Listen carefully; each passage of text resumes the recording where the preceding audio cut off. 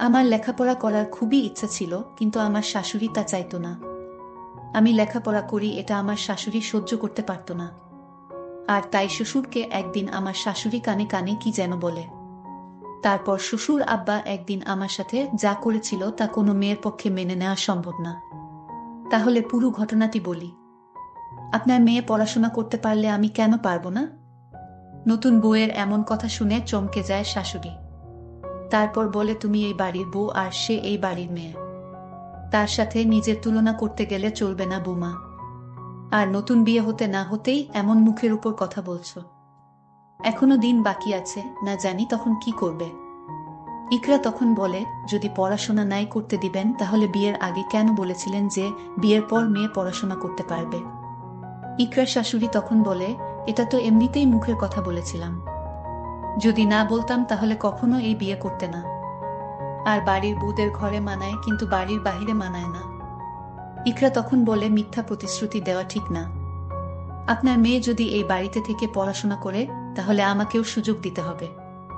আমি তোমাকে আগেই বলেছি বাড়ির বউদের মেয়েদের সাথে তুলনা করতে নেই।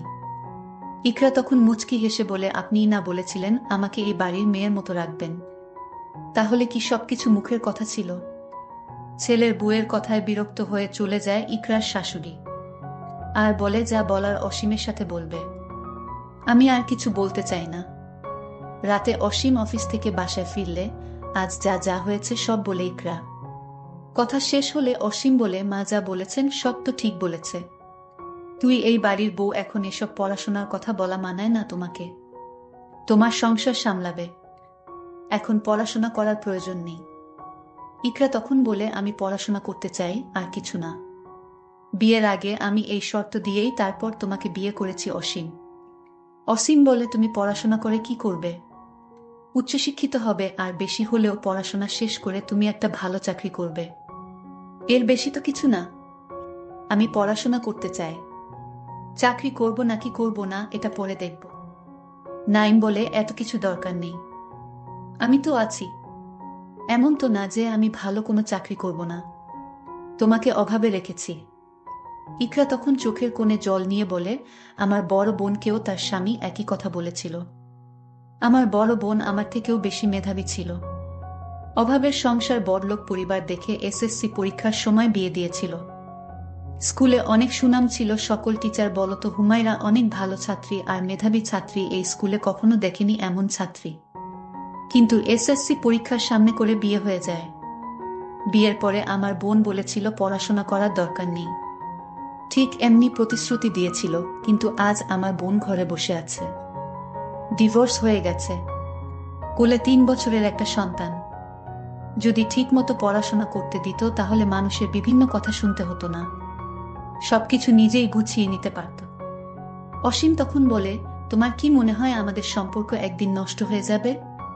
আমি জানি না কি হবে, তবে এতটুকু জানি সম্পর্ক গড়তে অনেকটা সময় লাগলেও ভাঙতে কিন্তু 1 মিনিট যথেষ্ট। আমার আপুর সাথে যা হয়েছে তারপর থেকে আমি আর কাউকে বিশ্বাস করি না। অসীম বলল, আচ্ছা ঠিক আছে, আস্তে আস্তে বিশ্বাস হয়ে যাবে। এটা বলে অসীম চলে যেতে চাইল। দরজা থেকে বাহির হওয়ার সময় পিছন থেকে ইকরা বলল, দাঁড়ান। পিছন থেকে ফিরে দাঁড়ায় অসীম। আপনি কিন্তু আমার কথার এখনো জবাব দেন নাই। জবাব না দিয়ে চলে যাচ্ছেন, এটা কিন্তু ঠিক না। অসীম বলল, কিসের জবাব? ইকরা কিছুটা অস্বস্তি নিয়ে বলল, আমি আপনার সাথে আমার পড়ালেখার কথা বলেছিলাম। অসীম বলল, এই বিষয় নিয়ে পরে ভেবে দেখব আমি। মাত্র 1 সপ্তাহ বিয়ে হয়েছে, ধৈর্য ধরো। আর 3 মাস পরে আমার এইচএসসি ফাইনাল পরীক্ষা। আমি আর সময় অপচয় করতে চাই না। আমার ভাই নাইমকে বলে দিয়েছি আমার বইগুলো দিয়ে যেতে। কালকে সকালে নাইম আসবে। এখন আপনাদের থেকে অনুমতি নেওয়ার জন্য আমার দরকার নেই, কারণ আমি বিয়ের আগেই বলেছি ঘর সংসার সামলাপ আর পড়াশোনা করব। অসীম কিছুটা বিরক্ত নিয়ে চলে যায়। এতক্ষণে অসীম বুঝে গিয়েছে ইকরা অনেক জিদ্দি একটা মেয়ে, যা বলছে তাই করবে। পরের দিন সকালে ভাই আসে। আজ শুক্রবার, সবাই বাসায় আছে। নাইম এসে কলিং বেল বাজায়। অসীমের মা এসে দরজা খুলে দেয়। নাইমের হাতে বড় একটা ব্যাগ দেখে বলে, এই ব্যাগের মধ্যে কি আছে? নাইম বলে, আপুর ফাইনাল পরীক্ষা 3 মাস পরে। তাই বইগুলো দিতে আসলাম। এই কথা শোনার পরে অসীমের মায়ের মাথা গরম হয়ে যায়। তারপর অসীমের সামনে এসে বলে, তুই কি অনুমতি দিয়েছিস পড়াশোনার জন্য? না, আমি কিছু বলি নাই পড়াশোনা নিয়ে। ইকরা বলে দিয়েছে পড়াশোনা করার জন্য কারোর অনুমতি নেওয়ার দরকার নেই। আর বিয়ের আগে পড়াশোনার জন্য অনুমতি দেওয়া হয়েছে। তাহলে এখন আর সমস্যা কিসের? সমস্যা আছে, তুই বুঝবি না। বুকে মাথার উপর তুলে রাখা যাবে না। আজ তোর কথা শুনে নাই, কালকেও শুনবে না। এভাবে আস্তে আস্তে তোর কথায় কোনো পাত্তা দিবে না। ইকরা এসে ভাইকে রুমের মধ্যে নিয়ে গিয়ে শরবত খেতে দেয়। অনেক রোদের মধ্যে আসছে, মুখটা একদম পুড়ে গিয়েছে। ক্লাস 9-এ পড়ে 9। অসীমের মা বলে, তুই দাঁড়া, আমি মজা দেখাচ্ছি। বইসহ এখনই আমি ওর ভাইকে বিদায় করে দিচ্ছি। অসীম বলে, না মা, এমন কিছুই করবে না। চলেই যখন এসেছে কোনো ঝামেলা করবে না তুমি। নতুন বিয়ে হয়েছে, এটা যদি ইকরার বাবা মা জানে তাহলে একটা সমস্যা সৃষ্টি হবে, আর ডিভোর্সও হয়ে যেতে পারে। এখানে মান সম্মানের একটা বিষয় আছে। নাইম ওর বোনকে বলে, আপু, তোর শাশুড়ি তোর পড়াশোনার অনুমতি নিয়ে কি বলছে? আগেই তো বলা হয়েছে তুই বিয়ের পর পড়াশোনা করতে পারবি। নাইম ওর দুলাভাইয়ের সাথে বাইরে গিয়েছে, তখন ইকরার শাশুড়ি এসে বইয়ের ব্যাগটা নিয়ে চলে যায়। ইকরা বাধা দিতে চাইলে ধাক্কা মেরে পাশে ফেলে দেয়। ইকরা মাথায় প্রচণ্ড আঘাত পায়। ঠিক তখনই রুমের তার শ্বশুর অবস্থিত ছিল। শ্বশুর তাকে হাসপাতাল নিয়ে যায় এবং ব্যান্ডেজ করে বাসায় চলে আসে। আমার শ্বশুরকে আমার শাশুড়ি ডাক দিলেন, এইদিকে আসেন, কথা আছে আপনার সাথে। শ্বশুর তখন ডাক শুনে চলে গেলেন। আমার শাশুড়ি আমার শ্বশুরকে কানে কানে কি যেন বললেন। আমি শুনতে পাইনি। আমার কেন জানি আমার শ্বশুরকে সন্দেহ হলো। আমার শাশুড়ি কার পড়া পেয়ে শ্বশুর আগের মতো আমার সাথে তেমন ভালোভাবে কথা বলে না। অসীম রাতে বাড়িতে ফিরল, তখন তার মাথায় ব্যান্ডেজ দেখে বলল, কি হয়েছে তোমার, ব্যান্ডেজ কেন তোমার মাথায়? আপনার মা আমাকে ধাক্কা মেরে ফেলে দিয়েছে, আমি আমার ভাইয়ের কাছ থেকে বই নিয়ে পড়তে বসলাম তাই।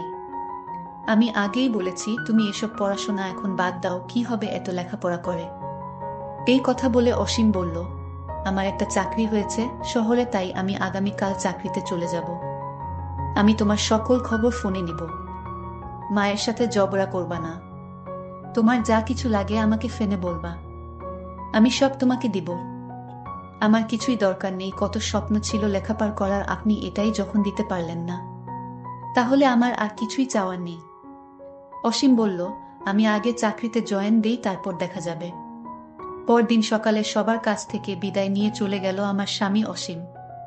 এইদিকে শাশুড়ির কান পড়া পেয়ে আমার শ্বশুর যেন কেমন হয়ে গেছে। আমার দিকে তার শ্বশুর সবসময় এক অন্যরকম দৃষ্টিতে চেয়ে থাকে আর বলে, বৌমা চিন্তা করো না, সব ঠিক হয়ে যাবে। এখন আমি আমার স্বামীর রুমে একা ঘুমাই। একদিন রাতে আমার রুমে আমি একটা অদ্ভুত শব্দ পেলাম, মনে হয় কে যেন আমার রুমে হাঁটছে। আমি এই শব্দ শুনে ঘুম থেকে উঠে দেখলাম কেউ নাই আমার রুমে। এটা তো শহরের বাড়ি, আর এখানে তো কোনো ভূত থাকার কথা না। তাহলে কে আমার রুমের পাশে ছিল? আমার মনে মনে সন্দেহের সৃষ্টি হলো। এটা কি হতে পারে, মানুষ না অন্য কিছু? এসব ভাবতে ভাবতে আমি ঘুমিয়ে পড়লাম। ঘুমের মধ্যে আবার আমি আমার রুমে একটা শব্দ পেলাম, শব্দটা হাঁটার। মনে হয় আমার রুমে কেউ হাঁটছে। দেখলাম আমার রুমে কেউ নাই। আমার মনে হয় আমি দুঃস্বপ্ন দেখেছি। আর ঘুম হলো না। সারা রাত জেগে রইলাম। এরপর দিন আমি আবার ঘুমাতে গেলাম। ঠিক তখন রুমের জানালা দিয়ে লক্ষ্য করলাম কে যেন আমাকে লক্ষ্য করছে। আমি দেরে গেলাম, জানালার কাছে গিয়ে দেখলাম কেউ নাই, তবে কিছুটা যেন আমার সুরের মতো আন্দাজ করলাম। তাহলে কি আমার সুর? না, এখানে সুর আসবে কেন? আমি একটা দুশ্চিন্তার মধ্যে পড়ে গেলাম। আসলে আমার সাথে এমন হচ্ছে কেন? এর মধ্যে শাশুড়ির ডাক পড়ল, বুমা কোথায় তুমি? এত সময় ঘুমালে হবে। আমার শাশুড়ি বলল, কে নাও মা, অনেক বেলা হয়েছে। শাশুড়ির আদর যেন উদলে পড়ছে। এই তো কতদিন আগে শাশুড়ি আমার ধাক্কা দিয়ে মাথায় আঘাত করে, আর আজ তার এত দরদ কোথায় থেকে এলো? আমার শাশুড়িকে কেমন যেন এক সন্দেহ হলো। আমি কোনো কথা না বলে আমার রুমে ঘুমাতে গেলাম। পরদিন সকালে ঘুম থেকে উঠে আমি যখন নাস্তা করতে বসি, তখন আমায় ডাক দিল আমার সুর। আমি শ্বশুরের রুমে গিয়ে দেখি সুর নেই। কি আশ্চর্য, আমি কিছুই বুঝতে পারছি না, আমার সাথে এটা কি হচ্ছে? আমার মাথায় নানা রকম চিন্তা আসতে শুরু করলো। আমি এখন মনে মনে সিদ্ধান্ত নিলাম, এটা কে এবং কেন এখানে আসে, আমার কাছে কি চায়, আমার সবকিছুই জানতে হবে। যতদিন পর্যন্ত আমি জানতে পারবো না, ঠিক ততদিন পর্যন্ত আমার মন কিছুতেই শান্তি হবে না। এর মধ্যে আমার স্বামী অসীমের ফোন আসলো। আমি ফোনটা রিসিভ করি। আমার স্বামী আমায় বলল, কেমন আছে? আমি বললাম, ভালো, তুমি কেমন আছো? ভালো। আচ্ছা, তোমার কোনো সমস্যা হয়নি তো? মা বাবার সাথে মিলেমিশে থেকো, ঝগড়া করো না। আর তোমার কিছু লাগবে? আমি বললাম, না, কিছু লাগবে না। যদি লাগে তাহলে আমি বলবো। ঠিক আছে, আমি সামনের সপ্তাহে বাড়িতে আসবো, তুমি কোনো চিন্তা করো না। এরপর আমি মনে মনে সিদ্ধান্ত নিলাম, আমার রুমের পাশে কে থাকে এই রহস্য বের করতে হবে। আর কিভাবে ধরা যায় তার জন্য ঘরের দরজার কাছে, অর্থাৎ যেখানে সে পা রাখে, সেখানে আমি পায়ের চাপ নেওয়ার জন্য বা জুতার চাপ নেওয়ার জন্য আমি একটু মাটি পানির সাথে ভিজিয়ে কাদা করে ঘরে যেভাবে মোচন করে, ঠিক সেইভাবে রুমের নিচের জায়গাটায় কাদা দিয়ে মোচন করে দিলাম। এখন যে কেউ এখানে এসে দাঁড়ালে তার জুতার ছাপ লেগে থাকবে, আর তা দেখে আমি সহজেই বের করতে পারবো এটা কে এবং কি চায়। পরদিন সকালে যখন আমি ইচ্ছে করেই রুমে যাই, তখন আমি লক্ষ্য করলাম এখন কেউ আসে না। আমি ভাবলাম রাতে হয়তো আসবে, আর তাই রাত পর্যন্ত অপেক্ষা করতে লাগলাম। তার মাথার অংশটা কিছুটা আন্দাজ করতে পারলাম, কিন্তু আমি শিওর না এটা কে।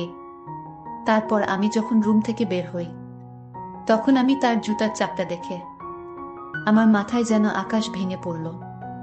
দেখলাম আমার আপন ছোট ভাইয়ের জুতার চাপ। তাহলে নাইম এখানে কিভাবে আসবে? আর সে এখানে আসবে কেন? সে তো আমাদের বাড়িতে, এটা তো দেখছি আমার ভাই নাইমের জুতার ছাপ। না, এটা হতে পারে না। আমি ভুল দেখছি না তো? আমি স্বপ্ন দেখছি না তো? আমি আমার প্রত্যেকটা রুমে আমার ভাই নাইমকে দেখলাম এবং তার জুতা খুঁজলাম, কিছুই পেলাম না। আমি এখন কি করব বুঝতেছি না। এই বিষয়টা কি আমার শ্বশুর শাশুড়ির সাথে শেয়ার করা যায়? এক মনে ভাবলাম, না, এখন শেয়ার করব না। তাকে আমার নিজ চোখে দেখতে হবে। আর এটা দেখার জন্য আমি আমার বড় বোনকে বললাম, তুই একদিনের জন্য আমার শ্বশুর বাড়িতে আসবা। আমি একটা মহা দুশ্চিন্তায় পড়ে গেলাম।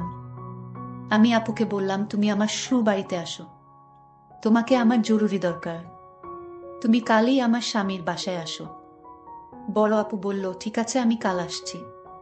পরদিন আপু যখন আসলো, রাতে খাওয়া দাওয়া করে যখন ঘুমাতে গেলাম, তখন সব ঘটনা আমি খুলে বললাম। আপু বলল, নাইম এখানে আসবে কি করে? সে তো আজ 10 দিন ধরে তোর দুলাভাইয়ের বাড়িতে।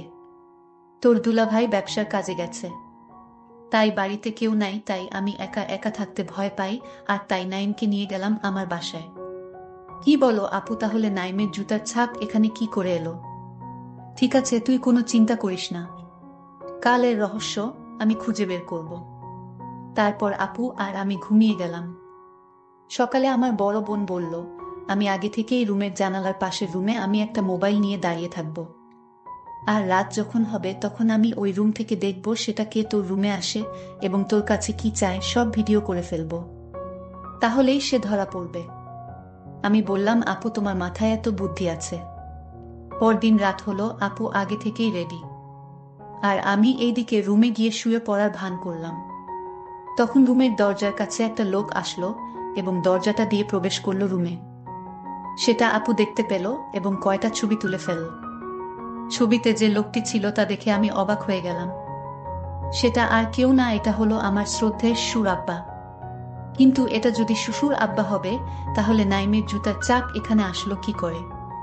কিন্তু ছবিতে ভালো করে লক্ষ্য করলাম, শ্বশুর আব্বার পায়ে যে জুতা ছিল সে জুতা নাইমের।